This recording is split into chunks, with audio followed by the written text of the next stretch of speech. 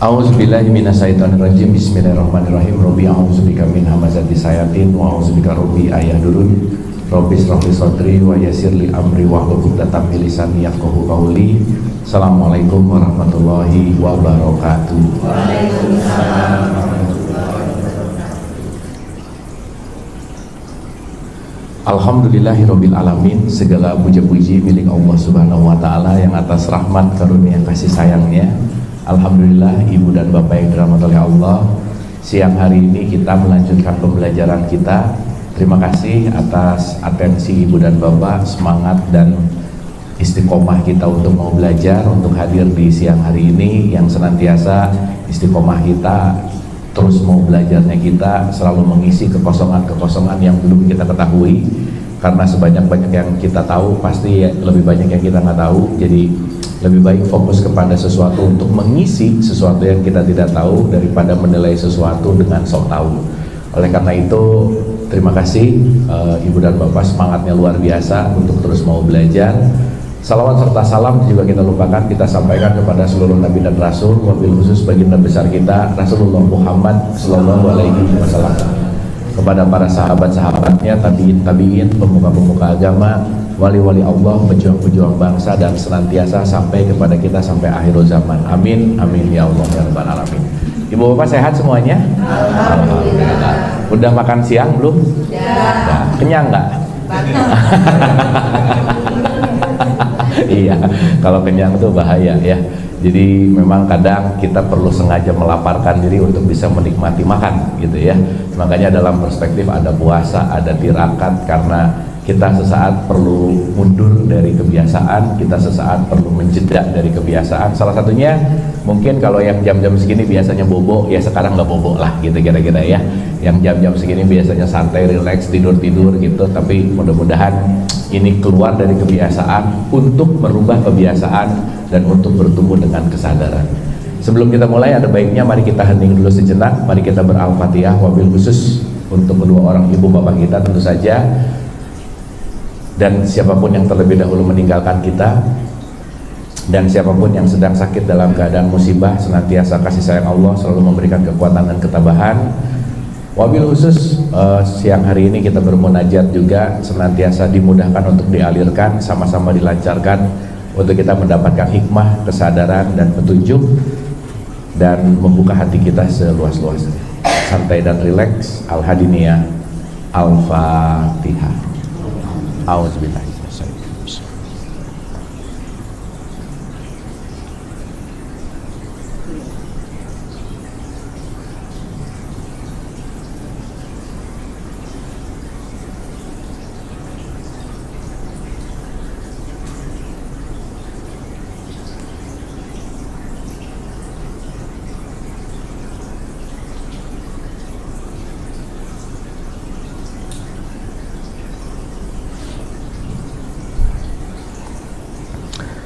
Amin, amin, amin ya Allah ya Rabbal alamin. Terima kasih ibu dan bapak. Mungkin baru saja juga kita merasakan nikmat yang luar biasa gitu ya, ketika kita bisa menikmati Al-Fatihah, ketika kita bisa hanya hadir utuh di sini saat ini, ketika kita tidak terbelenggu dengan masa depan dan masa lalu. Sesederhana kita hanya berserah, sesederhana kita hanya bersedia, sesederhana kita sedang beral-Fatihah. Saya rasa banyak sekali momen-momen yang penting untuk disyukuri dan lupa mungkin untuk disyukuri gitu, karena mungkin kita terlalu mencari sesuatu yang belum ada, dan yang sudah ada, yang sudah tersedia, keberlimpahan, bahwa aku masih hari ini masih hidup, masih bernafas, masih bisa makan enak, masih bisa berjalan, masih bisa berkomunikasi, dan seterusnya. Yang mungkin itu di Ar-Rahman selalu dikatakan, nikmat Tuhan kamu mana yang kamu dustakan gitu. Sehingga terbukti ya bahwa alur hidup itu tergantung dari fokus kita mau kemana. Sesaat fokusnya kepada luka, maka luka yang bertumbuh. Sesaat fokusnya kepada syukur, maka syukur yang bertumbuh. Dan menentukan fokus itu adalah tanggung jawab kita masing-masing. Jadi rumus utamanya jangan lupa ibu bapak, my life is my making. Hidupku adalah pilihanku. Dan senantiasa kita tidak terlalu banyak dipilihkan oleh orang lain, dipilihkan oleh dunia luar, karena hidup kita tidak bisa diwakilkan, dan perjalanan menuju Tuhan, apalagi perjalanan menuju kesadaran itu nggak bisa dijokiin gitu kira-kira. Jadi senantiasa kita mengawali dengan penuh syukur, penuh berterima kasih, dan penuh berlimpahan. Amin, amin ya Allah ya Rabbal Alamin.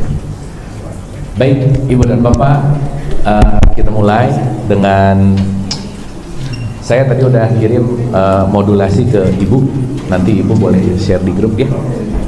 Tadi saya udah kirim satu bagan, karena bagan ini yang akan kita pakai 3 pertemuan ke depan. Supaya maksud saya Bu, begitu nanti saya tanya nggak ada alasan ngomong nggak tahu gitu kira-kira ya.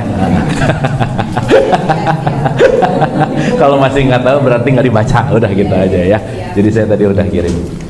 Baik, Ibu dan Bapak yang dirahmati Allah, saya review dulu sedikit karena hari ini saya rasa kita akan mulai masuk ke part yang penting Bu.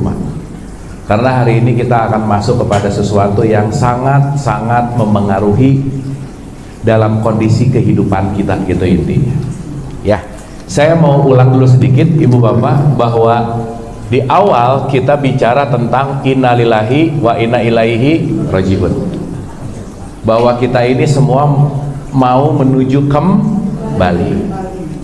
Jadi kita ini mau pergi atau mau kembali? Berarti kalau mau kembali sekarang kita lagi asli atau lagi palsu? Hah? Nah, mulai nih. Kan asalnya fitrah nih. Startnya di Allah, finishnya di Allah. Asalnya asli, asalnya fitrah, betul? Oke. Maka ketika kita asli dan fitrah, mungkin saya mau gambarin gini Ibu Bapak. Saya ganti buletan gini dengan refleksi untuk gradasi gitu ya. Nanti ganti. Supaya Ibu Bapak kebayang jalan menuju Allah tuh bukan nanti gitu. Bukan di sana gitu. Ibu Bapak, Allah dekat apa jauh? Dekat. Jadi Ibu Bapak pulang ke tempat yang dekat, ke tempat yang jauh? Dekat. Nah ya udah nggak usah mikir jauh-jauh lah ya. Karena Allahnya dekat, berarti tempat pulang kita juga dekat. Sip? Berarti bisa pulang detik ini nggak? Bisa. Ya, sok duluan boleh yuk. Gitu ya, pasti kalau dengar kata duluan mindsetnya tuh pasti dikubur gitu. Karena banyak orang masih berpikir bahwa mau pulang ke Allah itu nunggu tubuh fisiknya dikubur dulu gitu. Pertanyaan, mendingan kita masih pakai tubuh fisik ketemu Allah atau udah dikubur ketemu Allah, yang mana? Iya tuh. Karena banyak mindset bahwa berjumpa dengan Allah nanti, surga nanti, neraka nanti, akhirat nanti. Sekarang saya tanya, secara realitas, secara esensi hidup itu kapan? Sekarang. Betul nggak Bu Pak? Tapi Ibu Bapak mungkin jarang hidup di sekarang. Sesuatu yang belum kejadian udah khawatir, suka gitu nggak? Berarti lagi hidup di mana? Masa depan. Aduh nanti gimana ya? Kalau misalnya anak udah gede, dia punya cucu apa, dipikirnya 15 tahun ke depan, hidup masih sekarang gitu Ibu Bapak ya.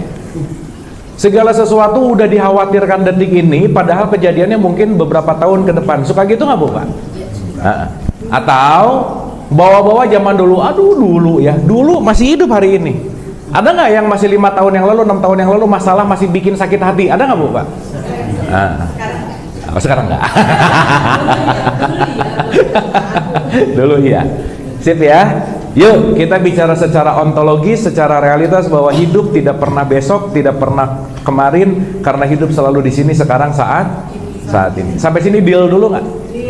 Clear dulu nggak? Besok ada nggak? Hah? Ilusi. Ingat nggak rumus angkot Ibu Bapak? Hari ini bayar, besok gratis. Ibu Bapak kalau hari ini bayar nggak? Besok? Kan hari ini bayar, besok gratis. Kalau hari ini naik angkot bayar, besok lagi Ibu Bapak bayar nggak? Kenapa besok bayar? Karena besok pun hari ini. Minggu depan bayar juga nggak? Karena minggu depan pun hari. Jadi hidup kapan Bu Pak? Nah, gitu. Sip. Tolong ibu bapak ini nanti mau setengah ngerti nggak ngerti, pokoknya diingat aja dulu. Hidup itu hanya terjadi now, sekarang, di sini, saat ini.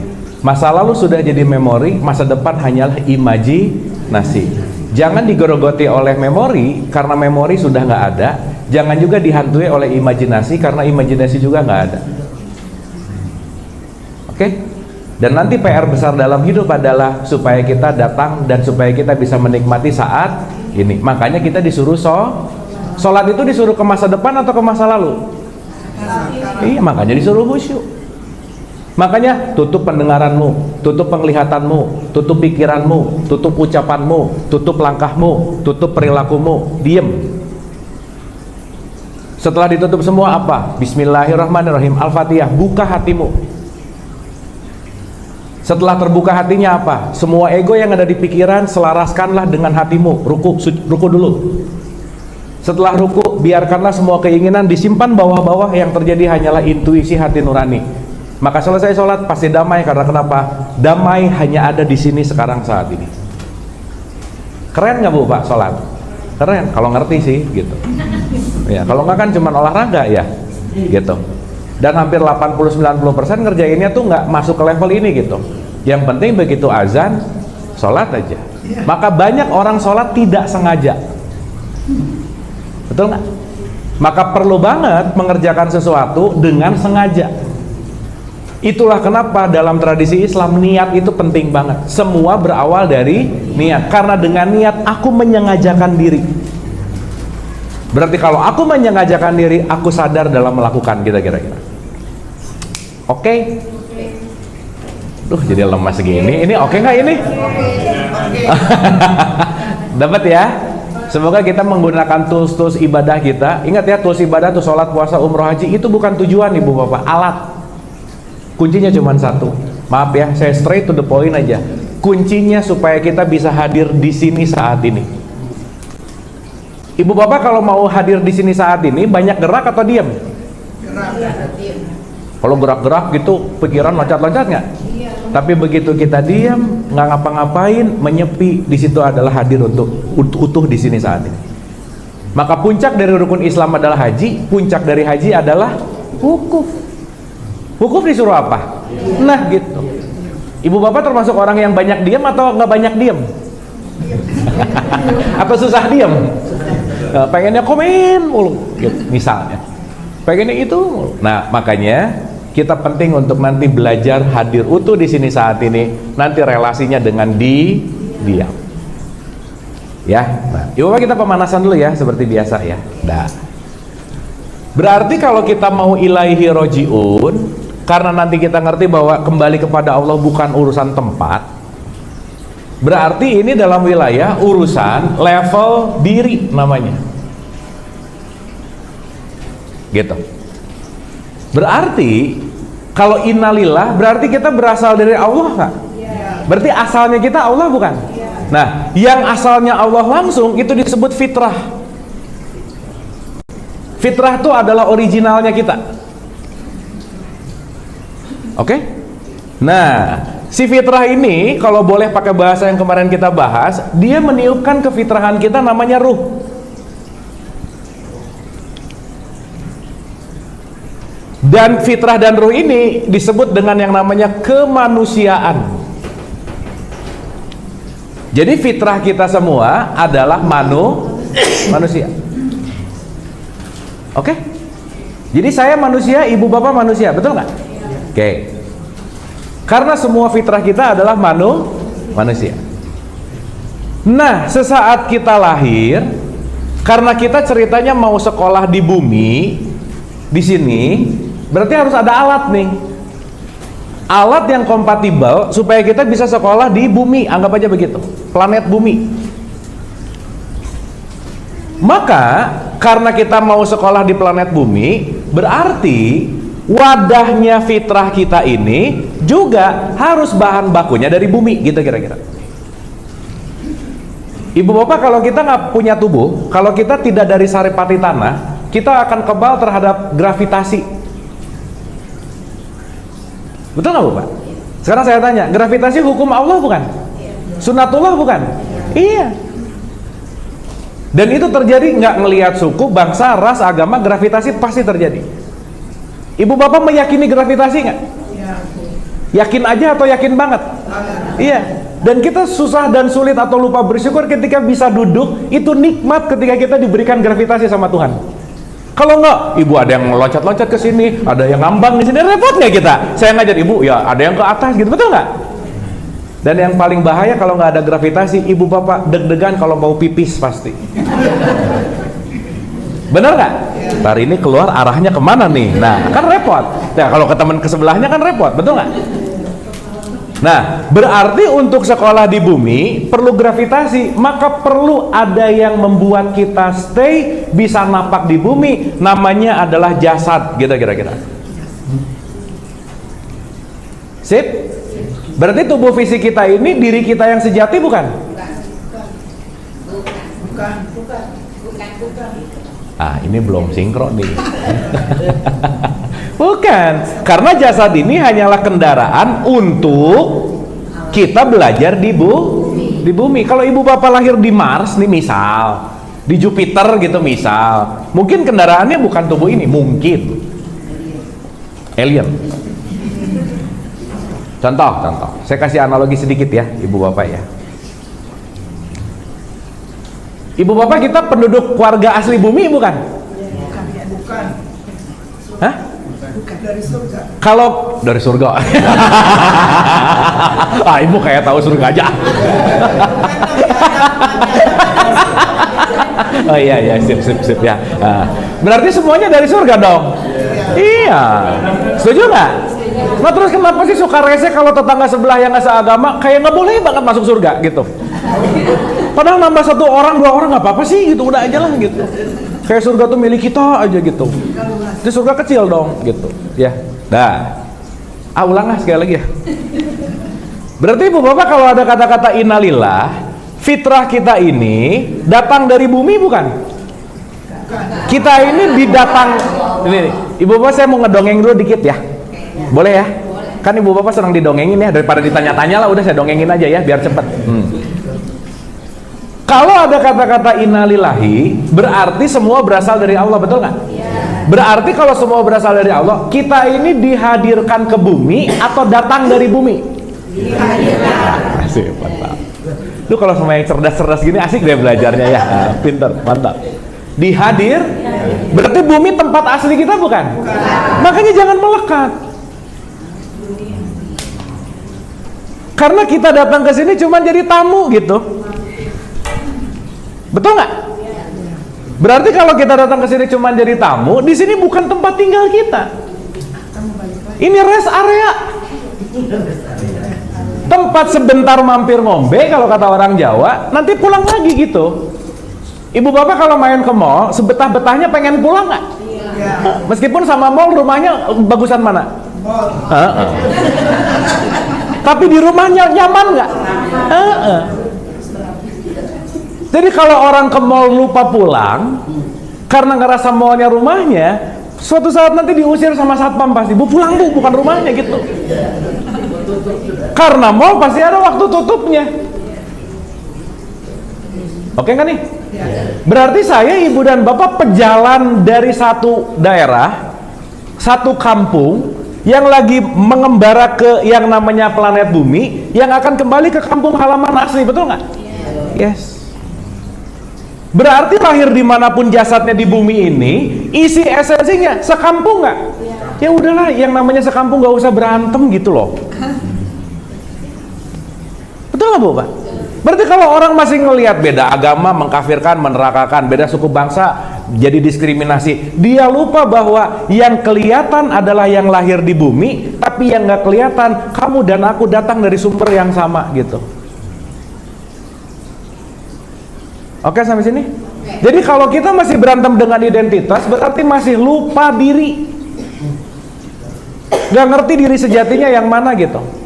Kenapa? Karena dia melekat kepada identitas bumi gitu. Padahal bumi bukan tempat tinggal sejati kita. Maka ibu bapak, saya selalu mengulang-ulang, jangan terlalu sibuk mencari sesuatu yang gak bisa dibawa pulang. Mobil bisa dibawa pulang nggak? Deposito? Suami? Langsung ibu-ibu, oh nggak penting berarti ya gitu. Tapi dapat maksud saya ya. Maka yang namanya tamu tidak pernah ada yang namanya hak milik. Berarti ibu bapak, kita datang ke bumi ini disuruh belajar memiliki atau disuruh belajar melepaskan? Nah, itu intinya. Rela melepaskan, semakin tua rambut semakin hilang, bener nggak? Rela semakin tua gigi semakin rontok, betul nggak? Karena kehilangan adalah kepastian. Ketika kita menolak kehilangan, kita menolak hidup, gitu. Lalu bagaimana dengan kata-kata Bapak, kita dari tanah kembali ke tanah? Kita dari tanah kembali ke tanah. Ya iya, yang dari tanah itu jasadnya akan kembali ke tanah. Tapi isinya akan kembali ke sumber gitu. Jadi yang dipasang dicatat di Bapak oleh itu jiwanya. Yang dicatat Itu. amal perbuatan maksud Bapak? Bukan. Yang ada di bumi seolah-olah. Oke. 20 menit lagi ke situ kita, Pak. Tenang. Nah, tenang. Santai, Pak. Gini. Ibu Bapak, kita mau berbuat baik atau mau berbuat buruk tergantung jasadnya, tergantung ruhnya. Mulai ini. Enggak, tergantung di antara jasad sama jiwa. Dan jasad sama ruh ada yang namanya jiwa. Ini nih. Nah, ego ada di sini. Makanya di surat 91 ayat 6 dan 7, dan jiwa serta penyempurnaannya. Makanya yang namanya kematian itu kalau di Quran, maaf ya, tidak pada level jasad, tidak pada level ruh. Kullu nafsin. Itu nafsnya ngomongnya. Nafs itu artinya apa? Jiwa, nafs di sini. Berarti yang dimintai pertanggungjawaban jasadnya atau ruhnya? Jiwa. Kenapa begitu?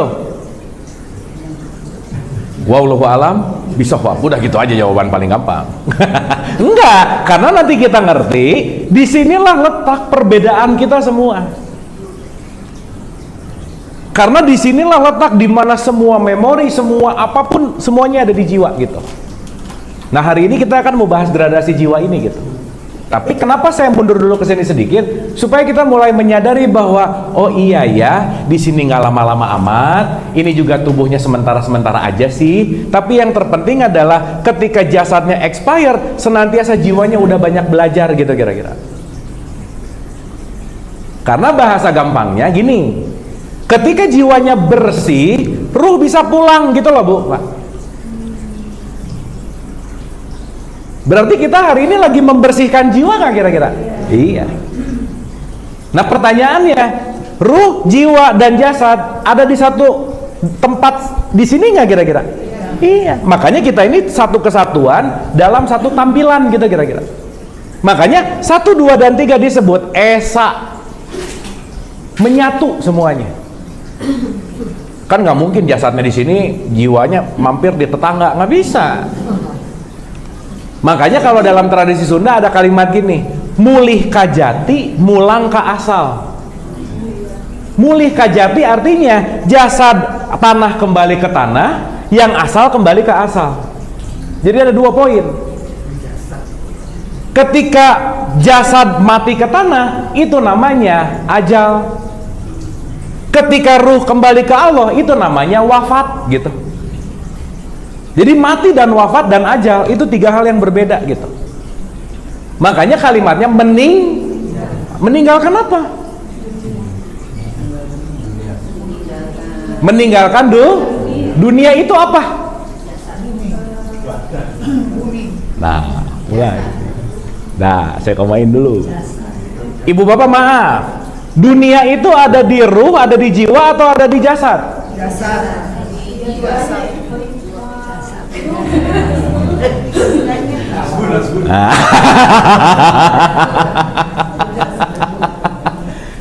Ayo. Gini. Allah itu berfirman, mau menjadikan khalifah fil ard, khalifah di muka bumi, atau khalifah fil dunia? Fil ard. Di bumi. Tapi ibu bapak waktu doa bawa-bawa bumi nggak? Robbana atina fi. Nah, sekarang saya tanya, berarti dunia kita di ruangan ini sama nggak?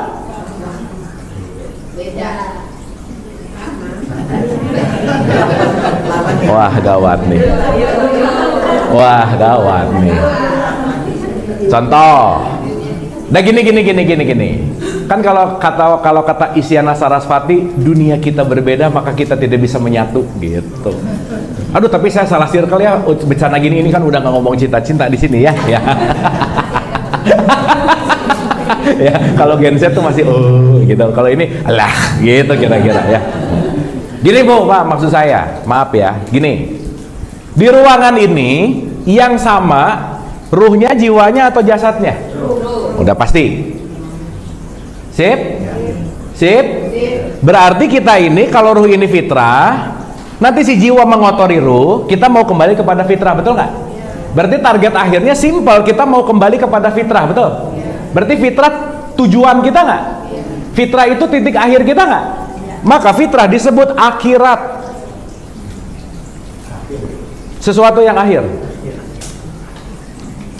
Pak, bingung antara jiwa dan ruh, kan maksudnya kalau yang mati itu nafsu zaikatul maut, kan yang jiwa yang mati. Betul. Tapi yang kembali maksudnya jiwa yang tenang, yang kembali yang jiwa yang tenang. Tapi yang ruh yang dicabut adalah ruh, itu gimana ya? Ya, 10 menit lagi tenang Bu. Nanti kita ke situ. Ya. Santai ya. Ini pertanyaannya kayak pada takut mati sih. Tenang aja, santai, tenang. Ibu bapak mati itu nggak harus ditakutin, karena pasti. Ya. Kalau begitu, Mending dinikmati. kalau begitu, ziarah kubur segala macam itu hanya simbolik saja. Gimana Pak? Maaf. Ziarah kubur segala macam dilakukan oleh kita selama ini ada simbolik saja. Betul Pak. Bener banget. Ibu bapak waktu ziarah kubur, ke kuburan apa? Iya. Jasad. Emang isinya ada di situ? Enggak, tapi kan seenggaknya jasad itu ada memori. Begitu ziarah kubur, katakanlah orang tua kita bisa melakukan memaafkan kesalahannya dan untuk mengingat melestarikan kebaikannya. That's it. Gitu. Karena begitu kita datang ke kuburan itu tempat makamnya apa? Jasad. Contoh. Ntar mau kemana dulu nih ya? Ini seru sih, makasih ya. Oke. Kita ngomongin bapak menarik nih. Gini, mulih kajati, jasad dari tanah kembali ke tanah.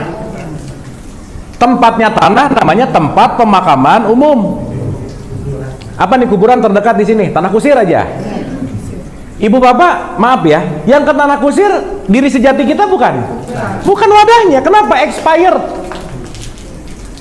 Oke? Makanya maksud saya, ibu bapak maaf ya, jangan sampai kita memperdalam spiritual, memperdalam agama, memperdalam pengetahuan, tapi nggak rajin olahraga, nggak ngejaga makan. Kenapa? Tubuh fisiknya nggak dijaga nih, hati-hati.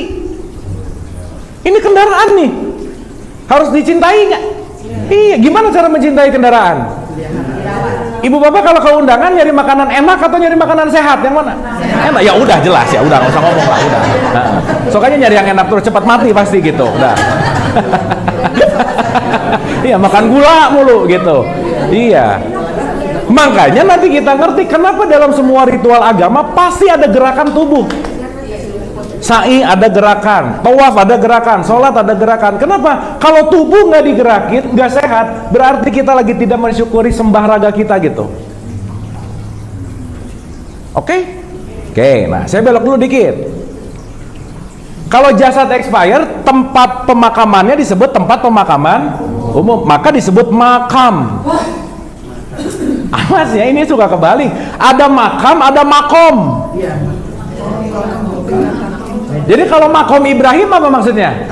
Bukan makam Ibrahim, bukan. Makom itu artinya derajat. Oh ini makomnya udah tinggi, bukan. Oh ini kuburannya udah tinggi, bukan. Paham sampai sini? Oke sampai sini? Oke.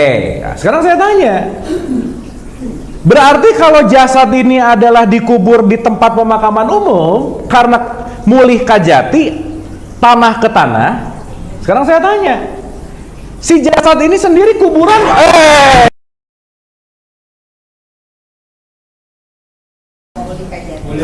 boleh. Berarti tanah kembali ke tanah.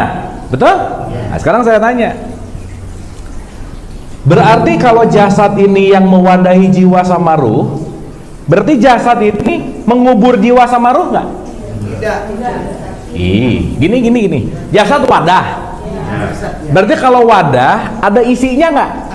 Sesuatu yang mengisi dan menjadi wadah, berarti sesuatu dikubur di tempat tertentu, betul nggak? Contoh. Ibu bapak makan bakso dari luar kan, pasti ya, nggak mungkin dari dalam kan, dari luar makan bakso. Si bakso masuk ke perut nggak? Berarti perut ini kuburan bakso bukan? Nah gitu kira-kira. Karena bakso masuk ke perut. Oke? Berarti perut kuburan nasi bukan? Kuburan ayam goreng bukan? Nah, berarti kalau gitu si jasad ini wadah dari jiwa kita ada di sini, ruh kita ada di sini. Oke? Berarti jasad wadah dari ruh sama jiwa kita nggak? Berarti secara tidak langsung ruh dan jiwa dikubur di jasad, betul nggak? Tapi tidak tinggal di situ kan Pak, dia pergi. Entar dulu, pergi mah belakangan. Ini saya mau ngomong dulu ini dulu. Gini. Sok saya mau nanya dulu. Jiwa ibu bapak ada di mana? Di dalam. Di dalam diri, di luar. Ruh ibu bapak ada di mana? Berarti semuanya di dalam apa di luar? Berarti hidup semua terjadi di luar atau di dalam? Di dalam. Ibu bapak ngelihat saya di luar apa di dalam?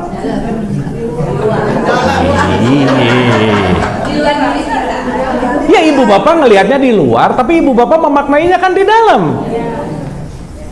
Betul nggak? Ibu bapak proses ngelihat gimana sih? Mata dan ke otak. Setiap cahaya memantulkan sesuatu yang padat, maka dipantulkan kepada retina mata, diinvert di sini di otak, dimaknai. Berarti sebenarnya ibu bapak ngelihat saya di luar atau di dalam ibu bapak? Di dalam. Makanya semua penilaian tergantung isinya masing-masing gitu. Betul nggak? Saya nanya Bu, Pak, ada nggak hidup yang terjadi di luar diri kita? Nggak ada. Ibu bapak sebel sama orang itu, sebelnya di situ atau di sini? Nah gitu. Berarti yang nyebelin dia atau gua? Karena begitu saya ngelihat orang hanya refleksi di sini. Berarti lagi ada kemarahan di sini. Maka ibu bapak kalau ada orang lagi marah-marah, sadarilah jiwanya sedang terkoyak, jiwanya sedang sakit, dan jiwanya sedang penuh dan perlu kasih sayang. Nggak usah dibenci lagi. Makanya dia keluar sakitnya melalui kata-kata gitu. Betul nggak? Karena semua yang keluar dari ucapan, dari tindakan pasti datangnya dari yang dikubur di dalamnya. Gak mungkin datang dari luar, gak mungkin. Oke sampai sini? Dapat sampai sini? Berarti jasad kuburan jiwa sama ruh nggak? Oke nggak nih? Oke. Sip. Maksud saya kan nggak mungkin jiwanya di sini, ruhnya di sini, jasadnya di sini, kan nggak mungkin. One whole package. Oke? Dapat? Paham? Atau puyeng? Ya, tapi harus puyeng dulu. Nah, berarti ibu bapak, sorry to say, di antara ketiga ini yang bisa merasakan happy, nggak happy, kesal, benci, iri, dengki, ruh, jiwa atau jasad? Jiwa. Ego tuh ada di sini.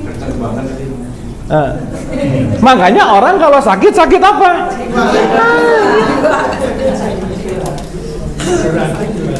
Asuransi kok nggak ada? Melayani asuransi ruh nggak ada. Sok ibu bapak cari perusahaan mana yang mau ngomongin ruh. Betul nggak? Sekarang saya tanya, ibu bapak kira-kira kalau jiwanya lagi nggak tenang, sedih, bete, kira-kira nyaman nggak hidupnya? Itulah namanya tersiksa di dalam kuburan jasadmu. Itu namanya siksa kubur, gitu.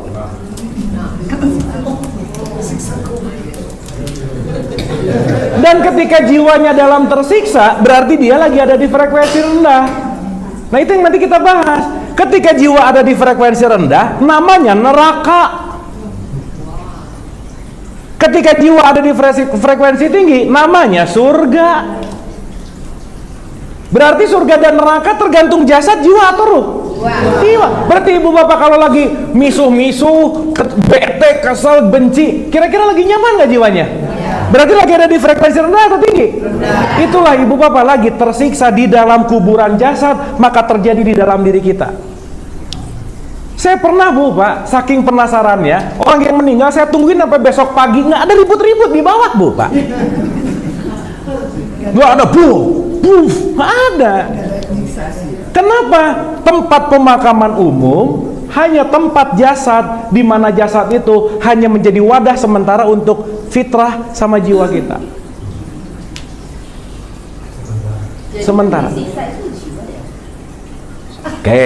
Jadi penyiksaan ada di mana? Gini. Kalau siksa itu korelasinya sama sakit nggak?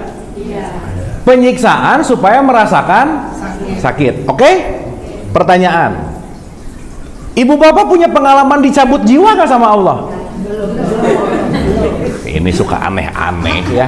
Coba ada Quran nggak? Buka bu, 39 ayat 42. Oh pakai mic ya, biar oke ya. 39 ayat 42. Az-Zumar ayat 42.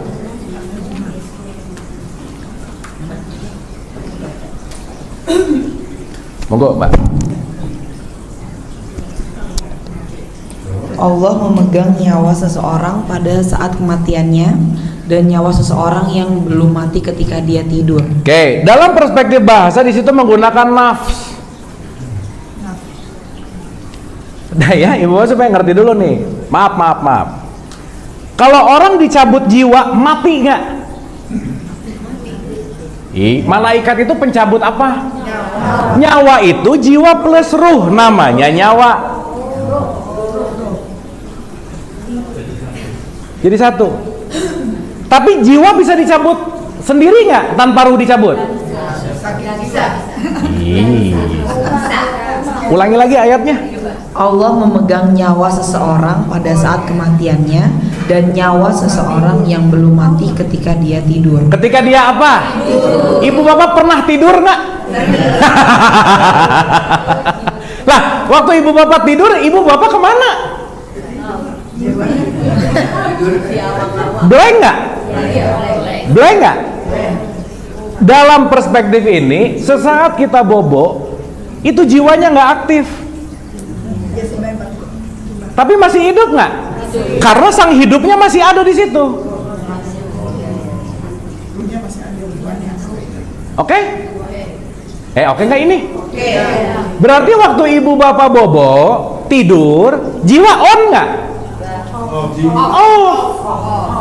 Tapi ruh on. Kalau jiwa off, ruh off, itu namanya is dead. Meninggoy. Oke? Berarti kalau jiwa doang yang off, mati nggak dia? Dia bisa tidur, bisa koma. Orang yang koma, ininya switching off. Pertanyaan, orang tidur bisa berbuat baik nggak? Tidak. Nggak bisa. Bisa berbuat jahat? Nggak ada maling lagi tidur, maling nggak ada. Nggak ada kiai ceramah lagi tidur, nggak ada. Hah? Kan itu mah nggak sengaja ya. Kecuali bapak pura-pura lagi sebelah sama istri tidur, pop gitu. Kecuali sih, ya itu jurus bagus pak. Sorry ketiduran. Padahal emang kesel aja. Nah, itu bagus sih, itu metode bagus pak, makasih. Ya. Nah berarti pertanyaan saya, pertanggungjawaban ada di mana? Jiwa. Kenapa? Karena yang berbuat. Karena semua aplikasi apa yang kita lakukan, recordingnya ada di sini. Maka di dalam jiwa, ingat nggak waktu kita bahas pendengaran, penglihatan, hati, akal, pikiran. Jadilah pikiran, perasaan, emosi. 1736, silakan.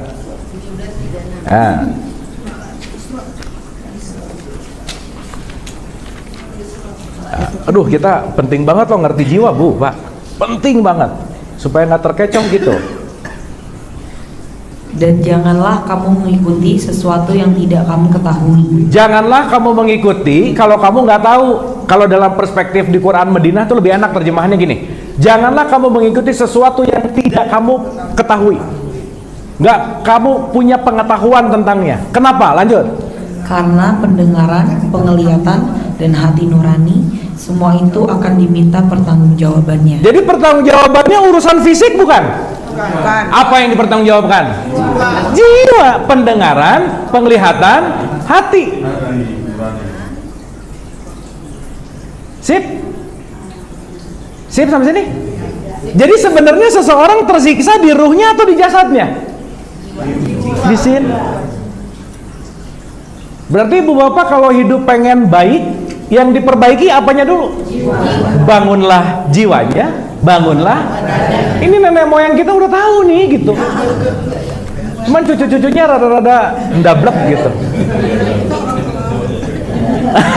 Namanya juga cucu ya, Mbak. Sip? Jadi waktu ibu bapak jiwanya merintih, jiwanya sakit, jiwanya penuh benci, lagi tersiksa nggak? Jadi siksa kubur kapan? Ya, tadi pagi juga bisa. Ibu bapak tadi pagi ada yang bete nggak? Nah, berarti di neraka namanya.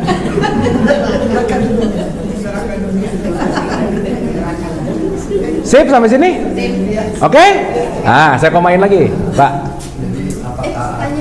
Hai. Sorry, biar kerekam. Ya. Jadi apakah ada siksa kubur yang betul-betul kubur, maksudnya taman pemakaman? Di sana gitu? Iya. Gak tahu Pak, belum pernah masalahnya. Udah gitu aja kan, saya nggak tahu ya. Daripada ngarang, betul nggak Pak? Tapi kalau dengar hadis Nabi yang pernah mendengar ada teriakan ahli kubur di dalam kubur bahwa dia disiksa karena nggak cebok lah itu. Nah, itu ada siksaan gitu ya. Nah, Iya. kalau mendengar keterangan Kang Abu barusan ini, siksa kubur ya sekarang ini. Sip. Yang lebih realitas yang mana Pak? Kan nggak tahu itu hadisnya hoax atau enggak. Betul nggak? Kita nggak pernah tahu cerita. Kita percaya ceritanya ya udah. Tapi realitasnya kan kita nggak tahu gitu Pak. Iya. Mengikuti sesuatu yang tidak mempunyai pengetahuan tentang gitu. Nah, jadi maaf ya, ibu bapak mau nanti siksa kubur atau ada atau enggak, itu urusan nanti. Ibu bapak mau percaya silahkan, mau enggak juga nggak apa-apa. Tapi maksud saya, ketika kita sibuk memikirkan ilusi masa depan karena hidup hanya di sini, nih perjanjian kita tadi, mendingan jauh lebih fokus kepada yang realitas tersiksa sekarang daripada nanti gitu. Itu sih kata kuncinya. Sip ya? Oke? Ibu, silakan.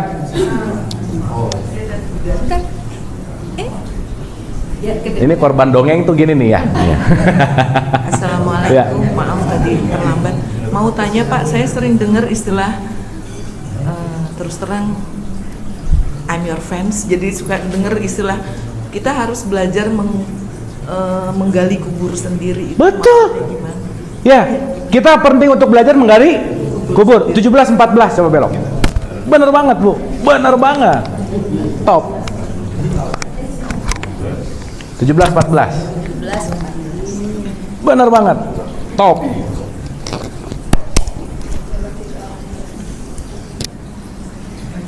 Bacalah kitabmu. Ikro kitabaka. Bacalah kitabmu. Kenapa coba? Lanjut. Cukuplah dirimu sendiri pada hari ini sebagai penghitung atas dirimu. Ibu bapak mati pasti dihisab nggak? Pasti ya. Yang menghisab siapa? Allah apa malaikat? Diri sendiri. Diri sendiri. Siapa yang menghisab? Jiwa. Maka kalau kita jarang menggali kuburan kita sendiri yang namanya jasad menuju kepada jiwa, kita nggak pernah kontemplasi, kita nggak pernah tahu perasaan kita lagi apa, kita nggak pernah merekayasa atau memperbaiki semua pemikiran-pemikiran buruk kita. Berubah nggak hidupnya? Nggak mungkin. Maka semua perjalanan ini nanti ketika kita ngerti, ketika ikro kita bakal meniti ke dalam diri. Karena semua kehidupan terjadi bukan di luar tetapi di dalam gitu. Gitu Bu. Contoh-contoh.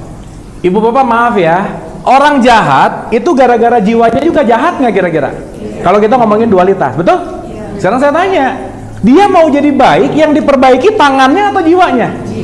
Tangannya dibekam gini, kalau jiwanya jahat, nyari cara gimana caranya?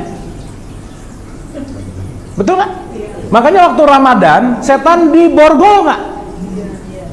Waktu Ramadan kan setan di penjara katanya, diborgol nggak? Iya, tapi di waktu Ramadan masih ada yang nyuri nggak? Kenapa coba? Karena lupa mulutnya nggak diplester, jadi dia masih tetap ngomong gitu kira-kira. Loh, omongan bisa mempengaruhi nggak? Bisa. Jadi mau tangan diborgol, kalau ininya masih jalan, selesai. Gitu. Dapat nggak? Oke? Jadi ibu perlu menggali kuburannya sendiri nggak?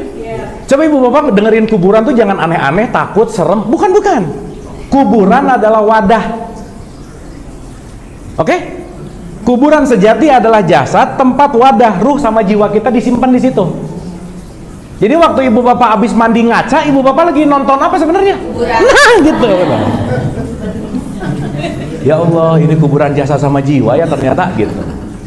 Dan ibu bapak ngaca 5 tahun yang lalu, 10 tahun yang lalu, dan tadi pagi, beda nggak? Beda. Apa bedanya? Makin rada-rada keriput nggak? Iya, karena dia produk dari gravitasi. Tapi isinya berubah nggak? Yang ini yang nggak berubah. Ini berubah. Berarti kalau jasad berubah, jiwa berubah. Diri kita yang sejati cuman ruh itu sendiri gitu. Paham nggak nih? Paham nggak? Jadi kesakitan ada di mana? Jiwa. Bukti. Pernah sakit gigi nggak?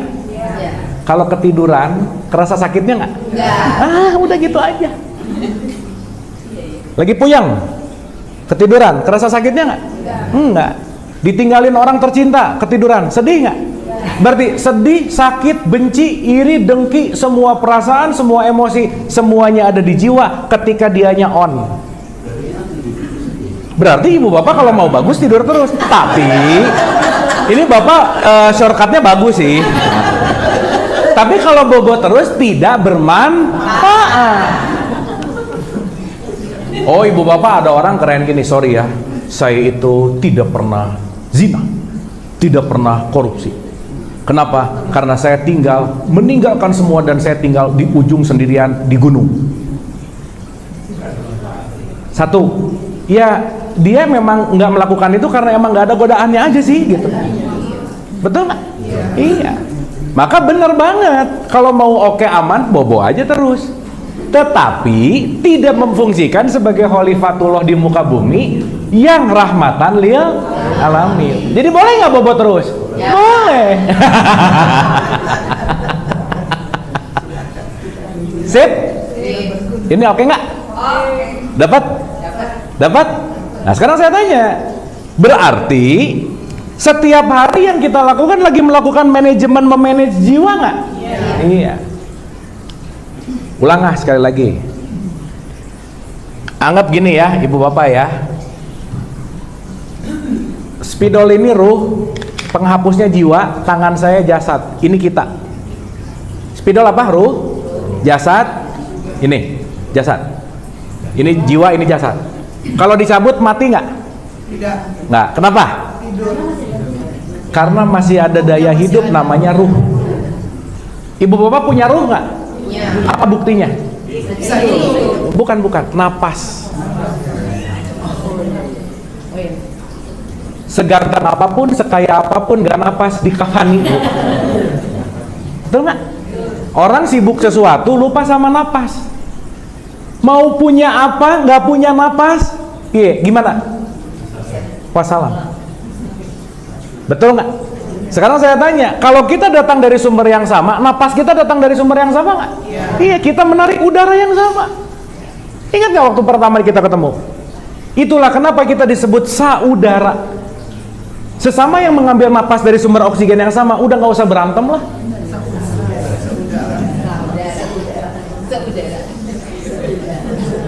Berarti kita saudara nggak? Iya. Jadi ibu bapak boleh benci sama siapapun kecuali orang yang tidak menarik nafas bareng sama kita. Sok boleh benci.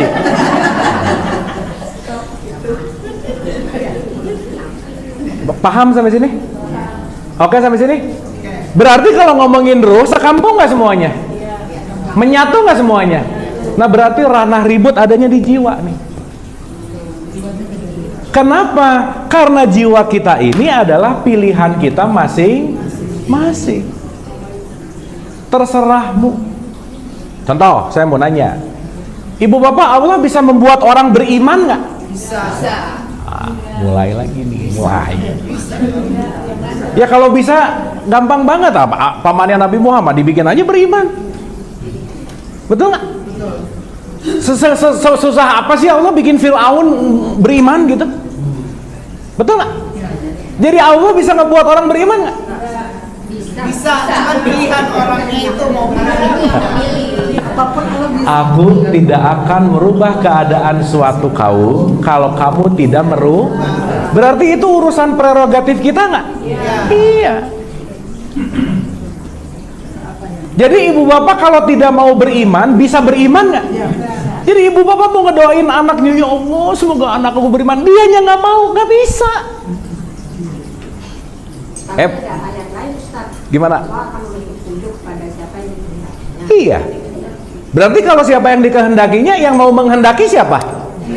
Ibu. Mencari. Kepada siapa yang dikehendakinya dari Allah juga kehendaknya. Betul. Tetapi dia mau dikehendaki atau tidak urusan siapa? Kalau ibunya nggak mau bisa nggak? Anaknya nggak mau bisa nggak? Nggak bisa. Makanya Allah bilang, aku contoh 2856. Yo. Ini kita jangan pasrah fatalis gitu ya. Terserah Allah aja deh gitu. 2856. Sungguh engkau Muhammad tidak dapat memberi petunjuk kepada orang yang engkau kasihi. Jelas nggak? Selevel Nabi Muhammad sampai dibilang, wahai Muhammad, kamu sesayang apapun sama siapapun gak bisa ngasih. Betul nggak? Lanjut. Tetapi Allah memberi petunjuk kepada orang yang dia kehendaki. Siapa yang dikehendaki? Lanjut. Dan dia lebih mengetahui orang-orang yang mau menerima petunjuk. Yang apa? Pertanyaan, mau atau tidak urusan siapa? Kita. Allah kan maha membolak-balikan hati. Betul. Allah yang membolak-balikan hati supaya dia mau. Betul. Tapi kemauannya datang dari siapa? Aku. Makanya Allah ngasih kebebasan gitu loh. Kamu mau kek, mau enggak? Your choice. Makanya hukum hidup itu adalah konsekuensi. Ibu bapak kalau Allah mau nggak akan harus ada perang dong, betul nggak? Di mana ada letak Allah sekarang ada perang? Betul nggak? Contoh. Kemarin Indonesia lawan Arab sepak bola. Dua-duanya doa nggak?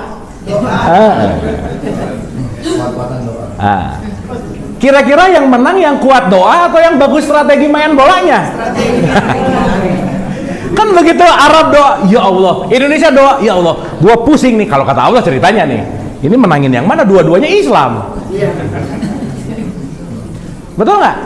Makanya aku tidak akan merubah keadaan suatu kaum kalau kamu nggak mau berubah. Jadi Allah maha membolak-balikan, iya, tapi kamu mau dibolak-balikan atau enggak gitu? Sip?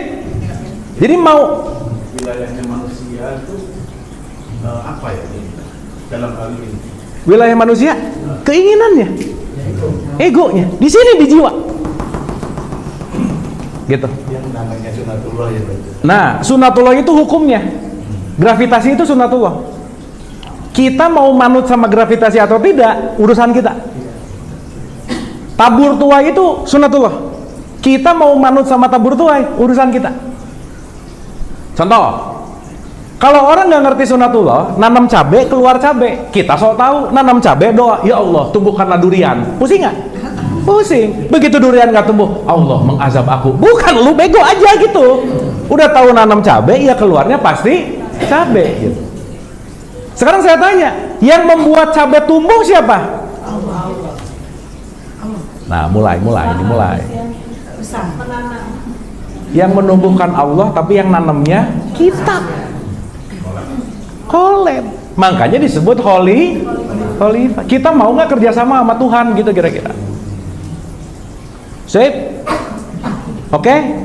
Contoh lagi. Ibu bapak ini diam-diam gini, oke nggak ini? Oke. Antara ya.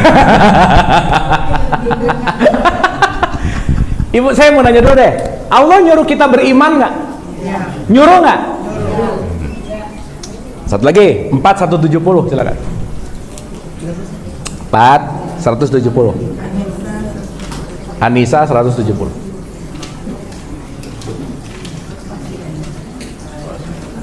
Asar tuh jam berapa ya? Wahai manusia, Wahai siapa ibu bapak? Berarti ini untuk siapa? Termasuk kita nggak? Lanjut. sungguh telah datang Rasul.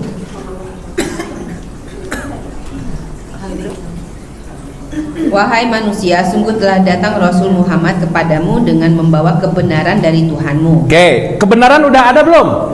Udah. Pertanyaan, orang yang ngikutin kebenaran atau yang menolak kebenaran tergantung kebenarannya nggak? Tidak. Enggak, tergantung siapanya. Orangnya. Sip, mantap. Lanjut. Maka berimanlah kepadanya, itu lebih baik bagimu. Berimanlah itu lebih Baik. Jadi Allah nyuruh atau ngasih pilihan? Pilihan. Lanjut. Dan jika kamu kafir, itu tidak merugikan Allah sedikit pun. Jadi kamu beriman, aku nggak untung, kamu kafir, aku juga nggak rugi. Berarti kita beriman atau nggak beriman, keiman atau kafir, buat Allah bukan? Ibu bapak sholat buat siapa? Puasa buat siapa? Karena semuanya bukan untuk Allah, untuk kembali kepada diri. Sekarang saya tanya, mohon maaf, bisa nggak ngomong?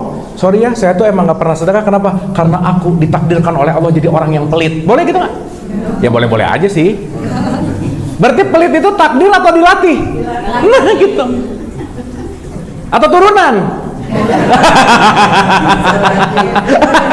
Sorry ya, aku tuh nggak sedekah. Kenapa? Papa saya pelit, jadi saya emang turunan pelit sih. Masa begitu? Betul nggak? Berarti ibu bapak maaf ya, yang spesial diberikan Allah kepada manusia apa sih? Pilihan. Iya, tak. Iya, akal itu fungsinya buat apa?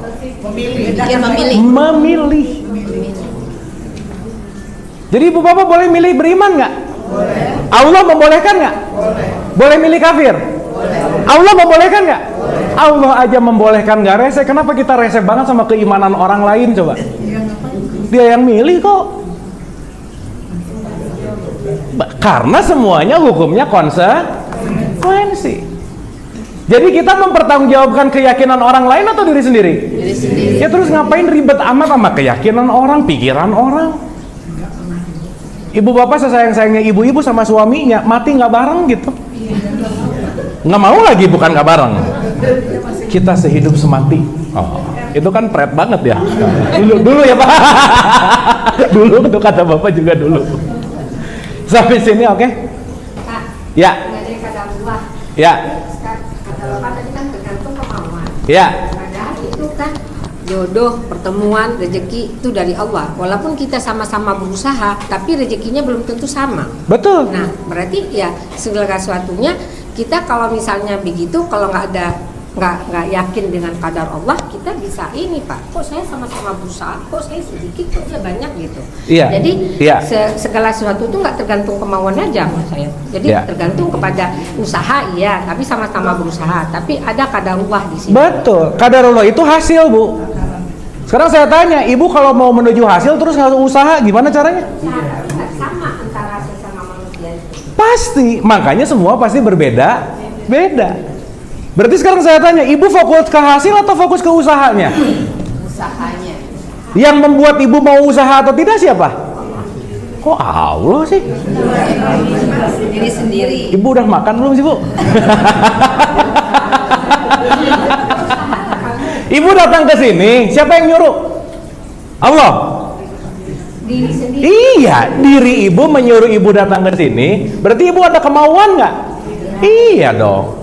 Maka ibu datang ke sini dengan kemauannya ibu dapat ilmu. Kalau ibu nggak datang ke sini, nggak dapat ilmu. Berarti ibu dapat ilmu karena ibu ingin nggak kira-kira? That's it. Ya, tapi bukan dalam hal datang aja, ini dalam masalah kadar Allah itu ada, maksud itu nggak semuanya dan kemauan gitu. Iya, ngerti. Dari kemauan. kenapa satu orang ini sakit gitu? Memang dia punya kemauan untuk sakit, padahal dia udah berusaha untuk sembuh, udah berusaha untuk Betul, betul. Betul. Tapi tetap ada kadar dari Allah bahwa Betul. ini nggak Qadarullah itu sesuatu yang namanya realitas, Bu. Dan realitas nggak bisa ditolak. Pasti datang nggak? Pasti. Tetapi untuk menuju realitas kan kita nggak diem dong. enggak. Yes. Udah berusaha. Usaha. Nah sekarang pertanyaannya, ibu bisa menemukan realitas kalau nggak ada usaha, mungkin nggak? Nggak mungkin. Nggak mungkin. Jadi yang menumbuhkan padi petani atau Allah? Oh, qadarullah akan datang padi. Ibu diam aja nggak nanam, Kita keluar padi berusaha. nggak? Tapi kalau Allah mendatangkan ini badai atau apa, kan tetap juga nggak tumbuh. Iya, semua yang didatangkan kan realitas. Iya. Tapi kalau kita tidak menyebut realitas, mungkin nggak? Enggak. Nggak mungkin. Iya. Jadi ada usaha, ada hasil, Iya. dan semuanya ada penetapan. Qadarullah itu artinya ukuran, Bu. Jadi ibu jangan pengen doa terus kejadian, gara-gara ibu doa terus kejadian, nggak mungkin. Nggak belajar, ya nggak bisa lah, gitu. Ya enggak, maksudnya justru kita berdoa terus nggak kejadian, ya kita ya udah memang qadarullahnya begitu. Makanya segala sesuatu yang tercipta bukan keinginan kita, makanya kita percaya pada yang satu, maka kita bisa menerima. Sip. Makanya hidup tidak sesuai dengan keinginan. Berarti yang bermasalah keinginan ibu nggak? Iya, karena yang terjadi pasti realitas. Maka kalau keinginan lebih tinggi dari realitas, ibu stres pasti. Ya makanya kita harus tahu apa di sini ada kadar Allah, ada campur tangan Allah dari kemauan kita, maksudnya gitu. Betul. Berarti kita penting menyesuaikan keinginan dengan realitas. Maunya Allah apa sih? Karena yang pasti menang adalah maunya Allah. Itu namanya qadarullah. Karena maunya ibu nggak akan menang gitu. Nah sekarang saya tanya, ibu mau atau nggak, yang menentukan siapa? Kita tapi tetap dari Allah. Iya. Hasilnya Pasti. Ya. Sok ibu ada Qurannya, coba buka dulu satu aja, 13 ayat 11. Coba ibu baca deh. 13 ayat 11. Beda antara orang pasrah sama putus asa, Bu, ya. Kita harus ngerti itu. 13 ayat 11.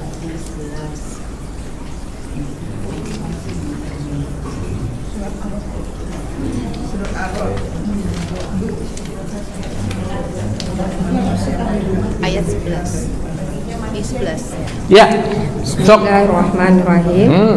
Baginya manusia ada malaikat-malaikat yang selalu menjaganya bergiliran dari depan dan belakangnya.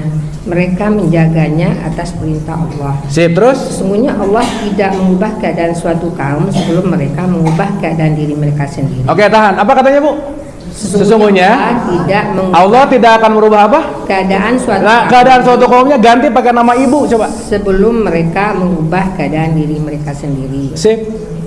Dan apabila Allah menghendaki keburukan terhadap suatu kaum, maka tak ada yang dapat menolaknya dan tidak ada pelindung bagi mereka selain Dia. Sip.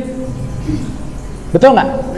Berarti apa yang kita lakukan akan selalu kembali kepada apa yang kita dapatkan. Inilah nanti yang disebut dengan hukum yang namanya tabur tuai. Berarti Allah pengen kita pasif atau aktif, Bu, Pak? Hah? Aktif. Iyalah. Ada usahanya. Justru nanti letak perbedaan kita adalah tergantung konsisten kepada usaha atau tidak, gitu kira-kira. Sip. Dapat ya, Bu, ya? Ya, dikunyah dulu, Bu. Nanti Ibu paham pelan-pelan. Supaya nanti kita jadi jangan apatis gitu. Oh, udah deh, hidupnya terserah Allah aja. Benar, nggak salah. Tapi terserahnya tadi, jangan sampai tidak menggunakan pengetahuan. Kita harus ngerti sistem Allah gitu. Gitu. Oke, sampai sini? Ya. Wah, silakan Bapak dulu. Ya, boleh, Pak.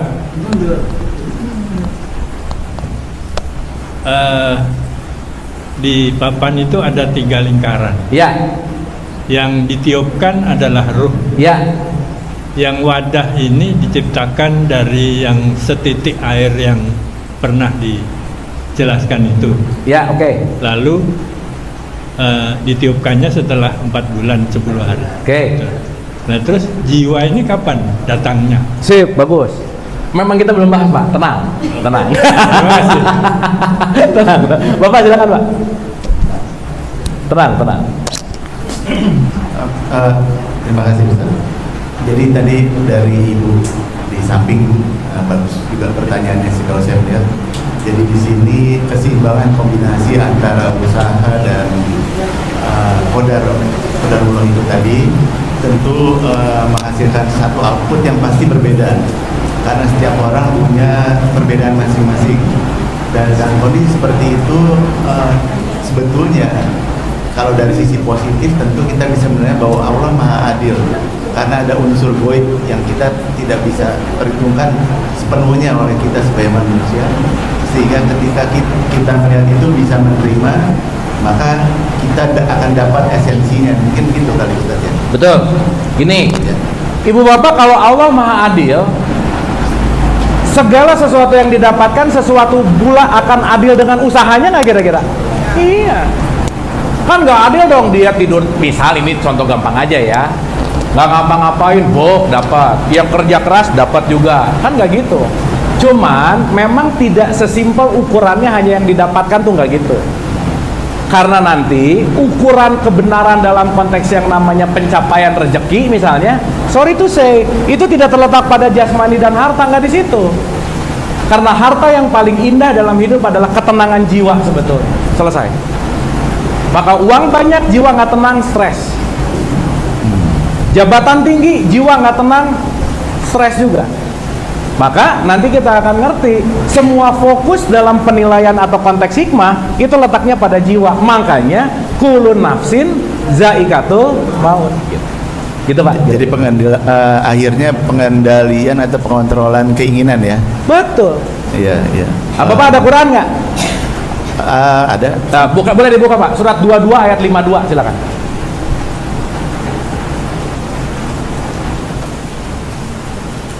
Ujungnya di sini, karena kita diberikan kebebasan ingin.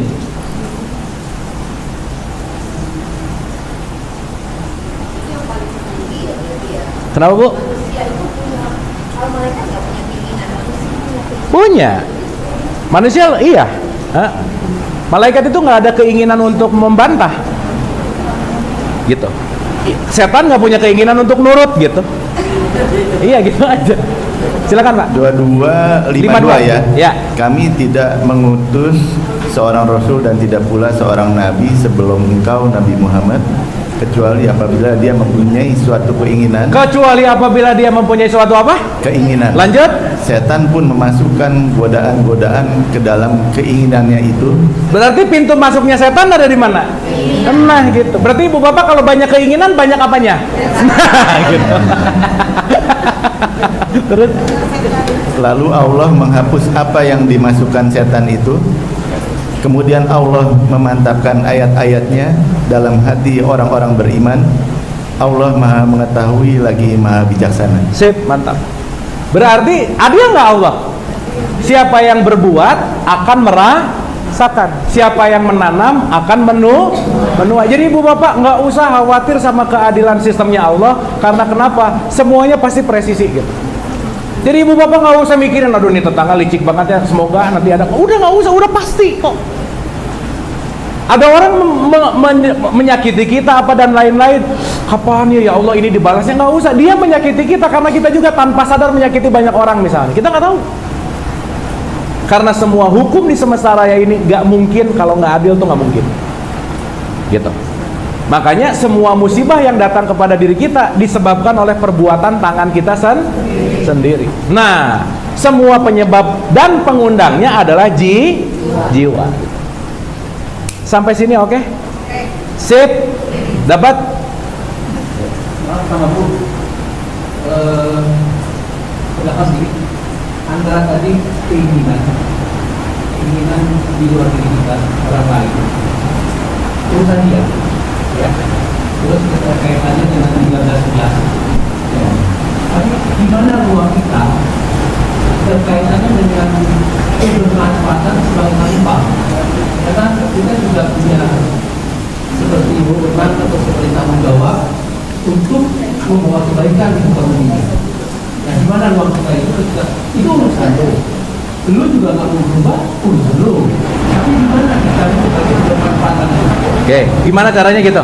Bukan, di mana ruang kita? Di mana ruang kita? 1253, Pak. 12:53. Nah, ini ruangannya ada di sini. Surat 12 ayat 53.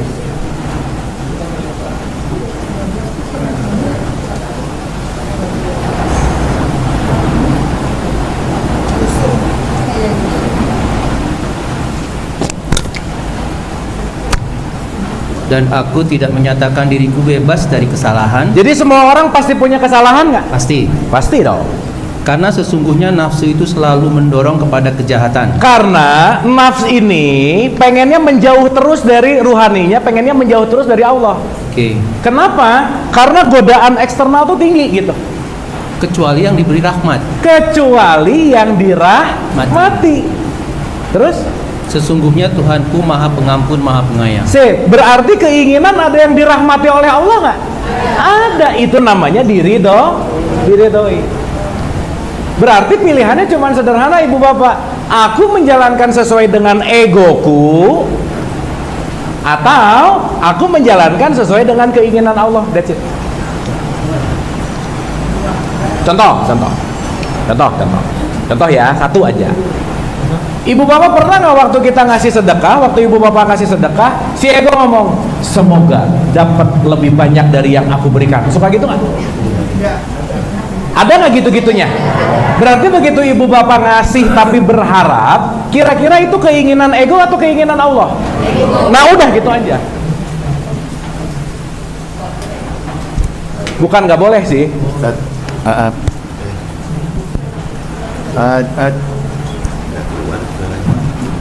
Cek. Ah, pakai ini Pak kali. Maaf.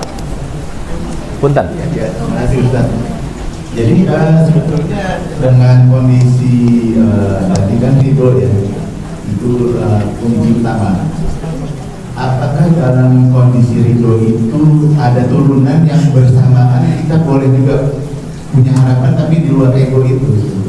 Ya, keinginan kita di luar ego. Ya. Nah, berarti kalau keinginan kita melakukan sesuai sama ego, ya berarti kita lagi nggak jadi khalifah gitu loh Pak. Artinya murni ridho itu betul ridho yang murni. Maksudnya apakah kita tidak boleh punya harapan yang bersamaan dengan ridho itu, atau ridho itu kan benar-benar ridho tanpa ada embel-embel lain? Karena kalau kita sudah menyatu dengan kesadaran ilahi, bahkan harapannya pun diridhoi gitu loh Pak. Nggak akan aneh-aneh lagi gitu dalam tanda petik. Jadi bisa dibilang mungkin ada ayat Al-Qur'annya. Jadi murni ridho, sepenuhnya ridho tanpa ada embel-embel lain. Mungkin begitu. Betul. 98 ayat 8 Pak, coba buka. Ini keren banget ayat ini nih. Berbicara masalah ridho. 98 ayat 8.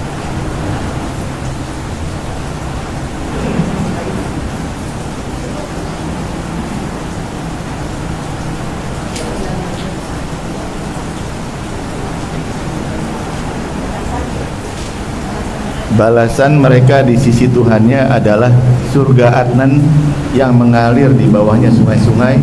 Mereka kekal di dalamnya selama-lamanya. Allah ridho terhadap mereka dan Allah ridho kepada mereka dan mereka ridho, mereka pun ridho kepadanya. Ya. Itu adalah balasan bagi orang yang takut kepada Tuhannya.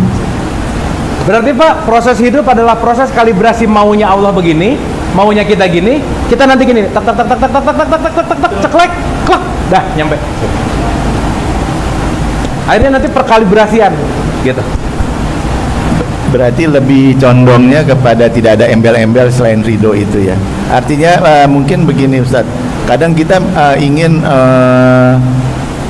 misalkan kita bersedekah gitu ya Ustaz ya, untuk menggapai ridho Allah. Lalu bersamaan dengan itu kan ada ayat Al-Quran, tunjukkanlah tapi lebih baik kalau disembunyikan.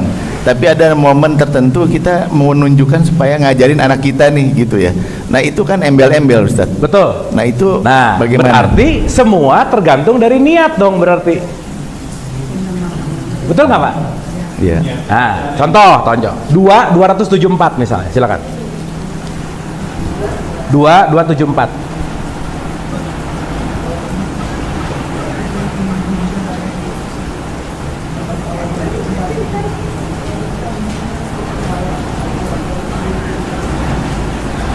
Para orang-orang yang menafkahkan hartanya di malam dan di siang hari. Malam dan di siang hari Secara tersembunyi dan terang-terangan. dua-duanya disebut nggak Pak?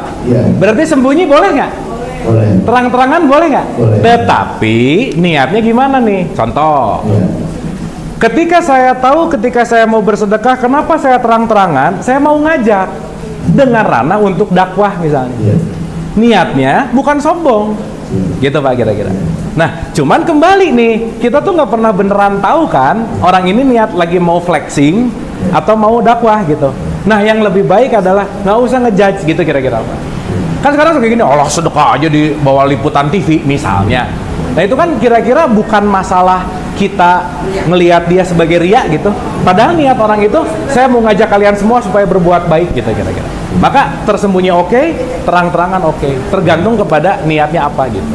Ya, jadi artinya itu merupakan selama niatnya sesuai dengan yang dipandu oleh Al-Quran, menjadi satu bagian dari proses ridho. Ridho, sip, mantap. Ya berarti bahasa saya mungkin ridho dengan embel-embel asal sesuai dengan Al-Quran, berarti itu bagian dari ridho juga ya. Karena embel-embelnya pun adalah diridhoi gitu loh Pak. Baik. Karena kan begitu ada kata-kata tersembunyi atau terang-terangan, Ya. berarti Allah meridhoi tersembunyi nggak? Ya. Meridhoi terang-terangan nggak? Aman, nggak ada embel-embel sebenarnya. Baik. Gitu Pak. Terima kasih. Sip ya, wah keren pertanyaannya, mantap. Oke. Ini yang lain ngerti nggak kira-kira? Ibu silakan Bu. Tadi antara jiwa dan apa namanya? Maaf, keterkaitan antara jiwa dan Jiwa sama roh ya? Iya. Sekarang ya? Sip.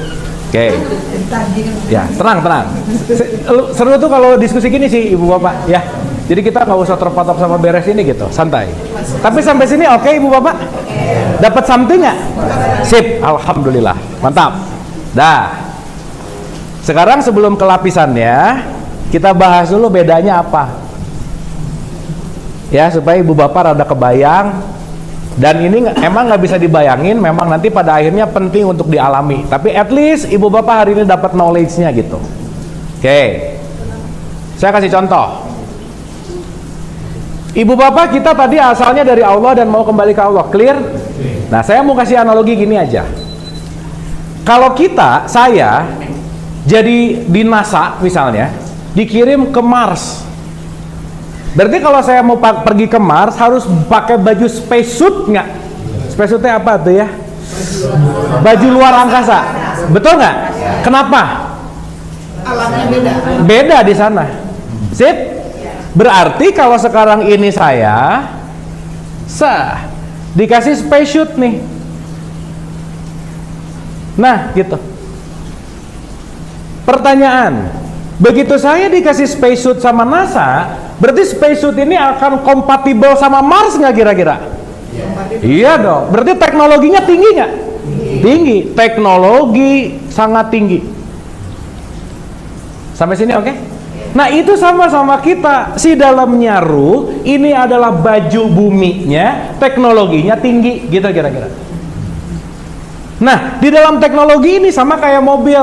Kalau misalnya bensinnya mau habis, ada klip merah nggak? Nah, itu ada indikasi namanya. Nah, indikasi. Oh, ini kayaknya udah harus ganti oli nih. Oh, ini kayaknya bensin harus nambah nih. Anyway, Ibu Bapak, kalau mobil di itu artinya emergency, jangan salah ya. Artinya bentar lagi ini mau habis. Sip.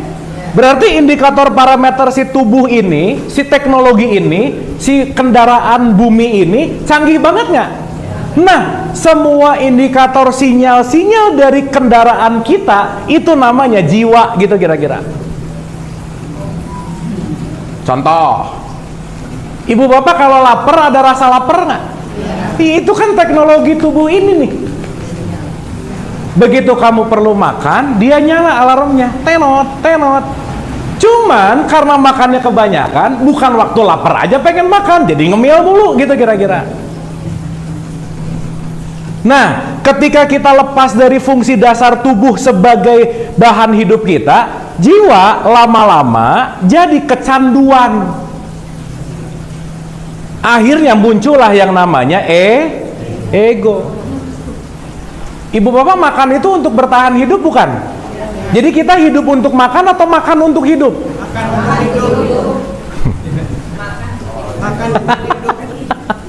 Nah, tapi ada nggak orang nggak berhenti makan mulu? Nah, berarti tubuhnya lagi nggak butuh karena egoistiknya hadir, diisi terus. Jadi akhirnya apa? Dia lupa sama sinyal-sinyal alaminya. Karena dia jauh dari ruhnya gitu. Berarti jiwa awalnya tunduk patuh sama ruh nggak sebagai diri aslinya? Nah, awalnya. Tapi karena nanti kita dikasih pendengaran, penglihatan hati, diisi informasi, belief system, program, apa dan lain-lain, lama-lama lupa. Akhirnya jiwa yang harusnya datang menemani ruh untuk sekolah, si jiwa jadi malah pengen punya keinginan sendiri, rencana sendiri, kurikulum sendiri, skenario sendiri, gitu kira-kira. Sampai sini oke? Sip. Contoh, saya kasih contoh. Kalau Allah sebagai dalang, kita ini wayangnya dalam pertunjukan yang besar. Berarti kalau dalang ngatur wayang atau wayang ngatur dalang, yang mana Bu Pak? Dalang ngatur. Sekarang yang kejadian gimana? Ini wayang pada kurang ajar. Ya Allah sebaiknya ya Allah sebaiknya lagi. Bener nggak ini? Sehingga ketika Allah datang untuk kita mau mengatur, yang membuat kita tidak sesuai dengan aturan-aturan datang dari mana? Jiwa yang menjauh dari jiwa yang suci gitu. Akhirnya jiwa memalsu, menjauh dari sumber, makanya disuruh kembali. Bahkan yang kembali ke Allah adalah ruh, tapi yang mempertanggungjawabkan adalah jiwa ya. Sip. Nanti karena ketika jiwa udah nempel lagi sama ruh bareng 100%, ruh pulang gitu loh. Beres tugasnya. Berarti PR kita ini adalah PR di dalam jiwa. Contoh. Saya kasih contoh nih. Berarti Ibu Bapak maaf ya, di dalam diri kita yang sejati sebenarnya semua petunjuk udah ada belum? Udah. Makanya Ibu Bapak jangan merasa Ibu Bapak dapat petunjuk dari orang lain, nggak ada. Saya tuh suka dituduh gini, aduh Kang makasih atas pencerahannya. Enggak, saya nggak bisa ngasih pencerahan. Saya hanya ngajak mikir pencerahannya di dalam. Karena udah ada dari lama, cuman ketutup nih kayak kulit bawang. Gitu ceritanya. Contoh. Ibu Bapak begitu kita pertama lahir, kira-kira gampangannya ya, jiwa kita Ibu Bapak di sekarang sama jiwa Ibu Bapak waktu pertama lahir, maaf ya pakai bahasa gini, lebih kotor mana kira-kira? Berarti waktu pertama lahir masih rada-rada bersih nggak kira-kira? Nah, sip, udah gitu aja dulu. Nah, contoh, saya kasih contoh. Begitu si jiwanya masih pure, berarti kedekatan sama ruhaninya masih tinggi nggak? Maka Ibu Bapak ingat nggak waktu pertama kali bohong? Oh udah lupa lah kali ya, udah lama banget ya udah. Waktu Ibu Bapak pertama kali bohong, kira-kira tegang nggak? Deg-degan nggak? Kenapa? Karena itu tidak alamiahnya kita. Maka begitu mau bohong, di dalam ada rasa deg, gitu nggak? Nah, tetapi pendengaran, penglihatan, pikiran ngeliat pas merek tetangganya, Herme misalnya. Pas, nah, oke. Berarti nggak boleh beli Herme Bu, nah ya tanda-tanda nih, udah biasa aja gitu. Nah, ini kalau yang cocok lagi gitu, nah, gitu. Dah, Ibu Bapak maaf ya, ada orang gajinya sebulan 1 juta, tapi dia main di circle-circle yang orang gajinya 500 juta dengan mereknya berbeda. Bisa pengen nggak? Pengen. Tadi ayat yang disebutin, ketika keinginan datang, setan ngasih ide nggak? Udahlah, tas teman kamu tuh bagus, beli. Gimana caranya? Kan pas nih, minggu depan ada procurement perusahaan, udah kamu markup aja. Bisa gitu nggak Bu Pak? Bisa. Setan itu kalau nyediain ide, detail Ibu Bapak, detail banget. Udah.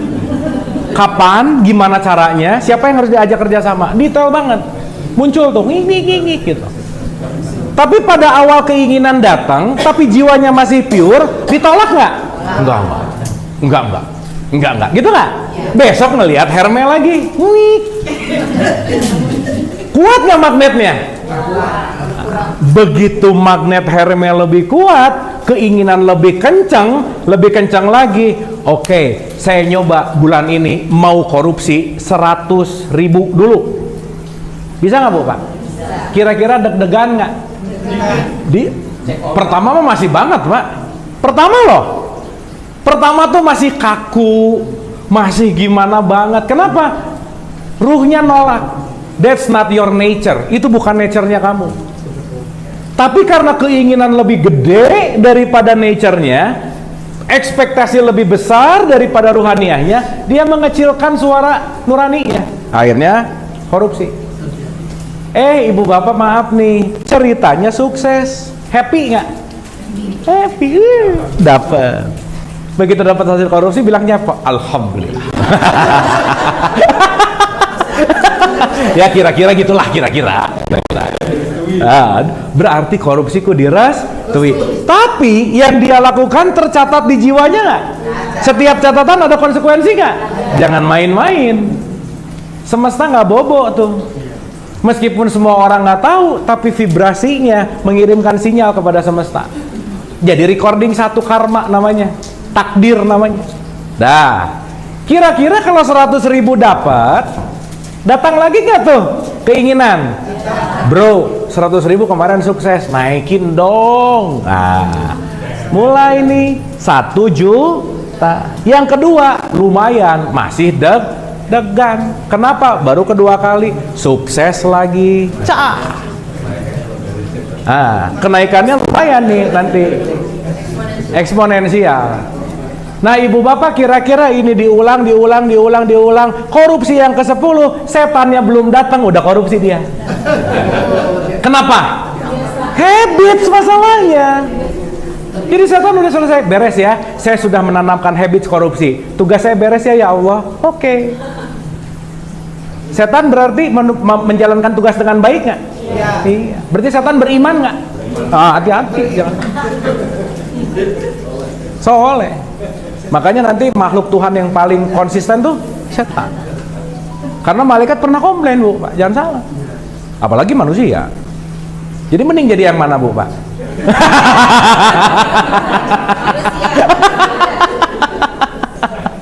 Sip ya. Nah, kehebatan manusia di antara setan dan malaikat, setan nggak bisa nolak, tugas dia cuman ngeganggu. Ibu bapak kalau ngeganggu capek nggak sebenarnya? Setan tuh sebenarnya kalau mau komplain ya Allah aku tuh capek ngeganggu terus ya Allah, tapi saking dia taat sama Tuhan, ya udah deh nggak apa-apa. Tugas malaikat ngebantu mulu. Nah di antara tengah-tengah mau ngeganggu sama ngebantu, nih di sini semuanya. Kamu bisa memilih kesetanan atau kamu bisa milih kemalaikatan, pilihan gitu. Makanya tadi Allah bilang bagi yang mau. Jadi hidup pilihan nggak Bu Pak? Sip. Oke? Berarti kesimpulannya ruh itu adalah milik Allah yang dipinjamkan kepada manusia. Top 32 ayat 9, belok Bu dikit. Ibu keren, mantap.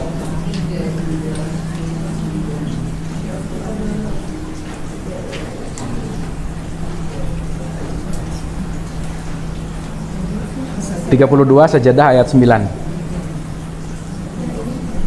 Kemudian dia menyempurnakan dan meniupkan ruh ciptaan. Sip. Dia meniupkan atau menciptakan Bu?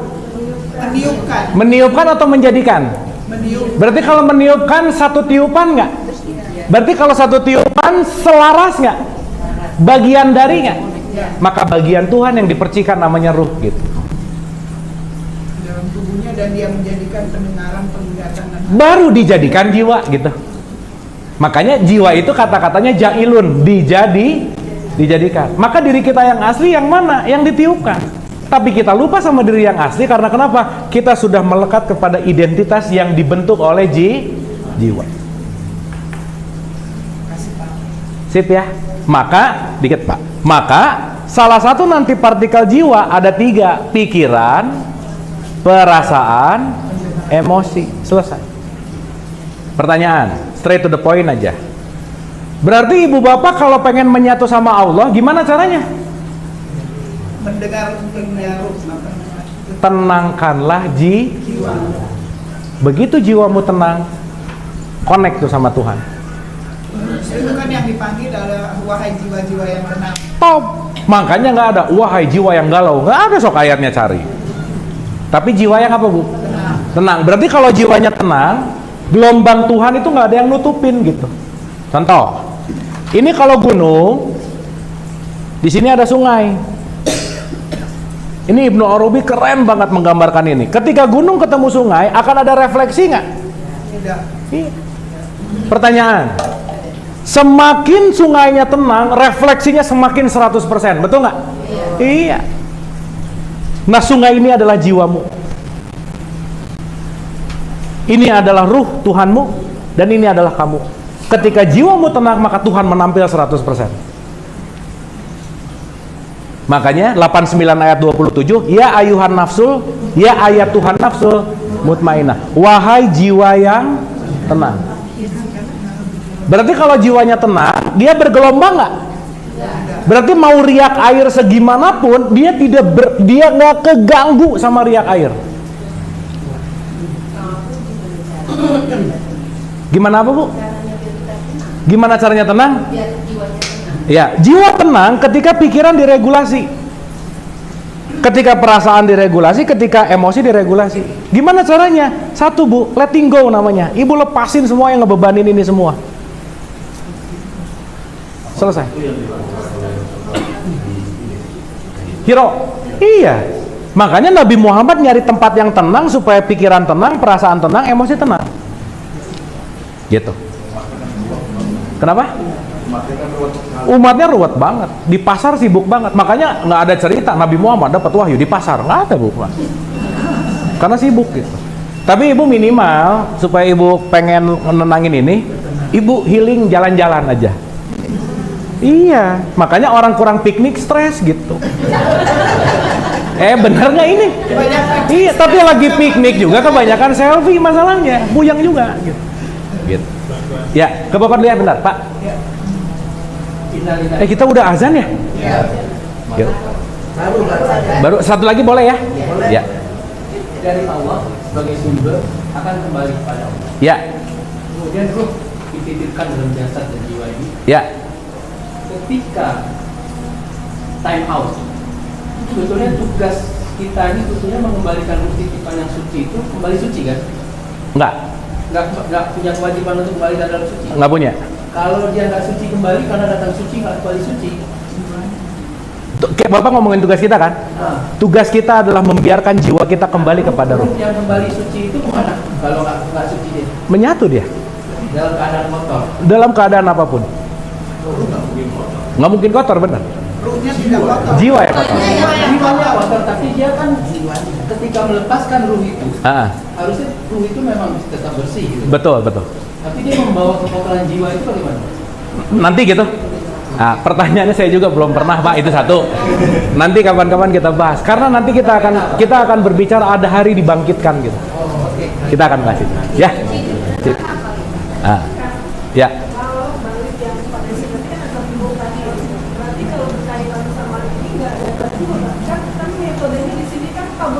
Ya. Ya. Sudah disegerakan azab kubur itu saat kita berperilaku. Ya, nanti nyambung sama pertanyaan Bapak. Gini, ini pertanyaannya jauh ke 18 pertemuan akan datang sih. Serius. Kalau saya jawab sekarang, ibu bapak takut korslet gitu.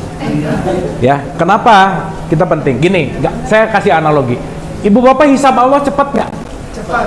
Cepat atau cepat banget? Cepat banget. Berarti kalau di sini ada hidup, ada mati, ada bangkit. Hidup ke mati sama mati ke bangkit, deltanya, ukuran waktunya berapa? Nggak tahu. Ini kan sangat cepat. Di surat 3 ayat 19, hisab aku sangat cepat. Sangat cepat. 1 detik cepat nggak? Ukuran kita, apalagi ukuran Allah, betul nggak? Berarti delta mati sama delta bangkit ukurannya berapa lama?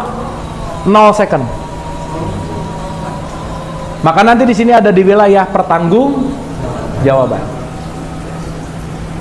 Gitu. Makanya nanti di sini kita sebut sebagai the next life. kehidupan yang akan datang. Ya, saya belum mau bahas ini. Daripada ibu bapak sibuk mikir nanti, udah mending sekarang aja gitu. Betul nggak? Nanti aku pusing gitu. Meskipun ini ada jawabannya, tapi belum waktunya gitu kira-kira. Gitu ya. Sip ibu bapak. Terakhir ya. Udah, yang penting jadilah orang takwa. Tetap satu, jangan pelit. Udah gitu aja bu. Yang kedua, kontrol ego. Dan yang ketiga, banyak-banyaklah memaafkan kesalahan orang lain. Sesaat kita melakukan yang tiga, jiwa kita pelan-pelan terurai. Ibu bapak nanti akan bisa langsung konektivitas kepada sang sejati di dalam dirinya gitu. Makanya selalu Allah beserta orang-orang yang berbuat baik. Sip? Oke? Hatur nuhun. Wabillahi taufiq wal hidayah. Assalamualaikum warahmatullahi wabarakatuh. Terima kasih.